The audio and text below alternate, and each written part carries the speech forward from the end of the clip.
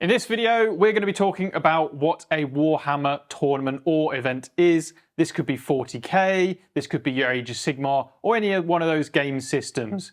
So, Stephen, you're preparing for the Warhammer Championships over in Atlanta. Yes. What is a Warhammer tournament? So, Warhammer tournament is really, for me, a time for you to be amongst the community, like-minded people, and to hopefully play a series of games, whether that's 3 right the way up to maybe 9 games, depending on how many days it runs over. And ultimately, there probably will be a winner of the tournament, and there'll be a whole host of losers.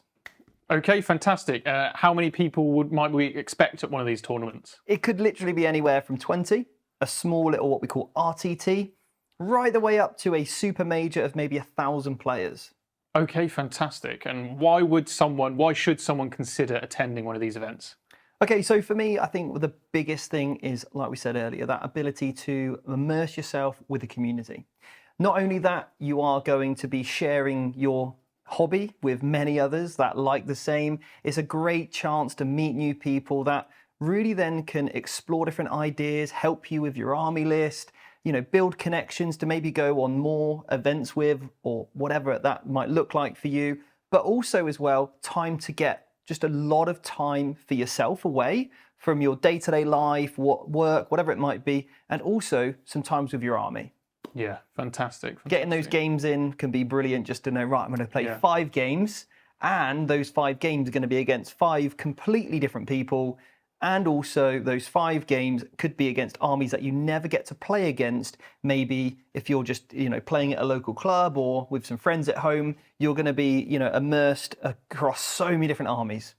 Okay, the word tournament does kind of give the idea of like a competitive feel. How would you say the word tournament differs when it comes to maybe competitive sport compared to something like Warhammer 40k? So I think for us, we have this emphasis of, playing the game the right way. And what we mean by that is, we want to be great opponents at the tabletop. And I would really encourage absolutely everybody to kind of have that mantra. If you're a great opponent, then your opponent's going to have a great game. And if they're doing the same, you're also going to have a great game. And together, if we can all do that, we're all going to want to keep on playing this game. So the worst thing that you can do is try and win at all cost. Okay? To try and push the boundaries, the letter of the law, to try and gain any sort of advantage outside of the rules. Right. That's when, the game can, feel a little bit, just maybe a little bit toxic or whatever. Just, it's not going to give you a really great feeling. And also you don't want to be that person either to give someone else that experience. So yeah, of course, the tournament is a place where there will be winners and losers. You want to be a great opponent by not just being a great sport and trying to get your rules correctly, but also trying to actually challenge your opponent. You're there to compete and you're there to give your opponent something to really think about. Okay, fantastic. What would you say to someone that is intimidated by this idea of playing against people, strangers, at a tournament?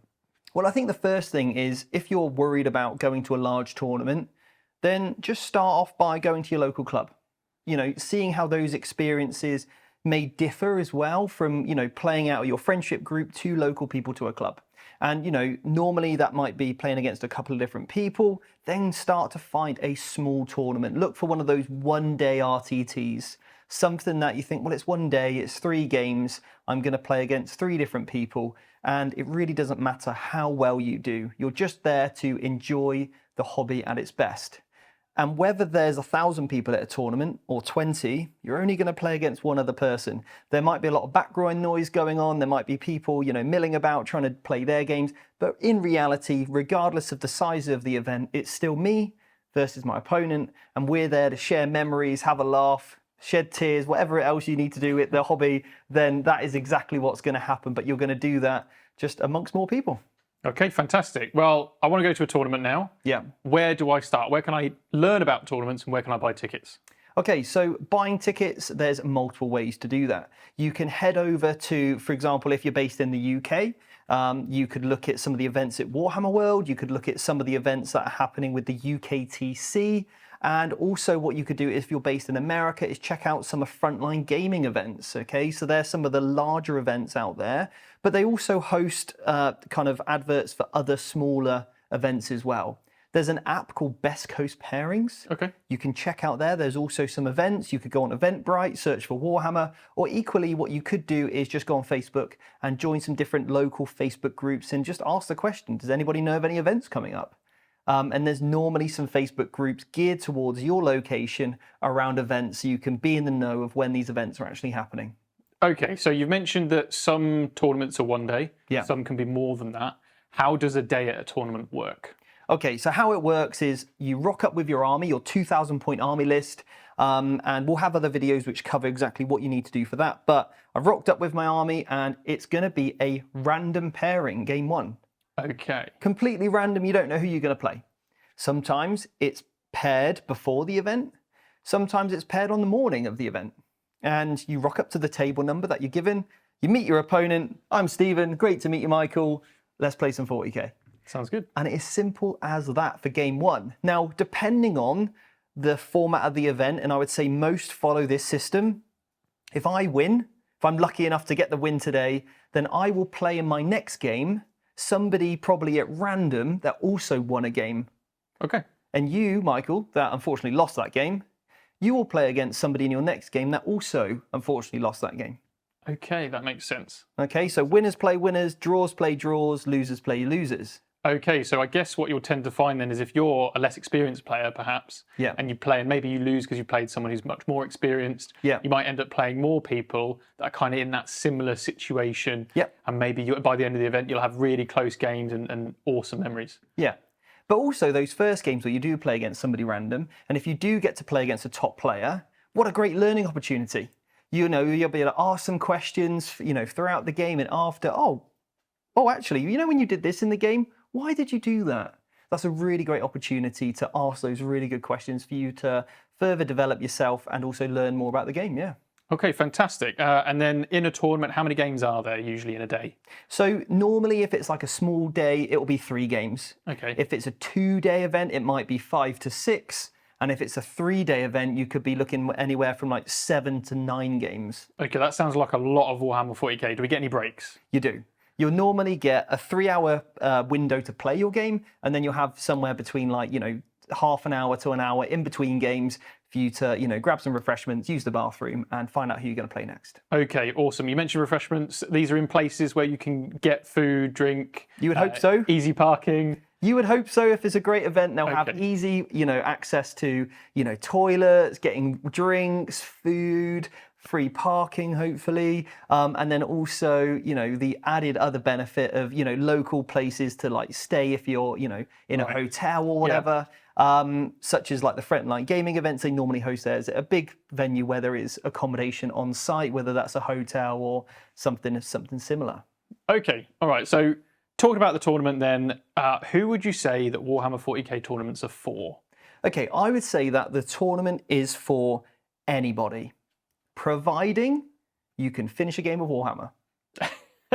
Really, you just need to have an army of the right size. So there is an element there of you need to have a 2,000 point army if the tournament is 2,000 points. If it's a 1,000 point tournament, then don't bring 2,000, just bring 1,000. So again, as long as you've got an army and it's at a standard of painting, then you can play at the tournament. And the most important thing is that you know most of your rules, and you are able to actually finish a game of 40k in the 3 hours. What if during the event I have a question about rules, or maybe I'm not happy with something my opponent's done? Is there anything that can be done about that? Yeah, you can just go and find a TO, a tournament organizer, a referee, being like, oh, Michael, I don't know if it works like that. Do you mind if we just get a TO to check? And be like, and you know, your opponent, hopefully they're being a great opponent, will go, yes, absolutely. Let's make sure we are getting the right answer. Okay, and sometimes in the game there can be those things that are a little bit unclear, so just get a referee to tell you how they would like you to play it for the remaining of the tournament. Whether they're right or wrong, that's their decision. You go with it and you carry on playing. Okay, fantastic. And then one last question, Steve. Yeah. What is one of your best memories from a tournament? One of my best memories from a tournament probably has to be the day I got a puncture. Okay. I got a car puncture, and I said to my opponent, I said, look, I'm really sorry. I'm probably going to have to actually, you know, cancel us playing this game. You, of course, get the win, but I've got a car puncture. I've got the car company coming out to help me, the repair people. but I'm probably gonna have to forfeit this game. And they said, no, I want to play you, and we'll use a clock to manage your time in case you do use up more time. And I was like, yeah, absolutely, okay.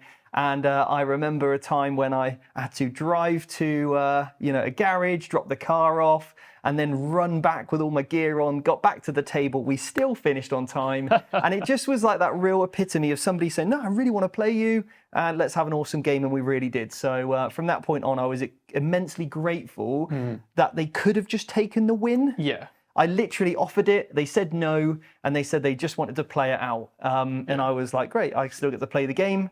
And of course, managed to get the car fixed, so it was a double win. So, yeah, that sounds awesome. Are there any other last things you might say to someone who's maybe considering a tournament? Give it a try. And the worst thing that happens is you say, hey, this isn't for me, and you don't owe anybody anything, okay? If you don't like the game, you don't like your opponent, or you don't like the event, hey, all you've lost is that little bit of money that it costs you to enter the event, and also a little bit of time, but at least you know whether it's for you or not, and until you try it, you'll never know. So do buy a ticket, start small, build yourself up, and also most importantly, have the right expectations, and more on that on another video.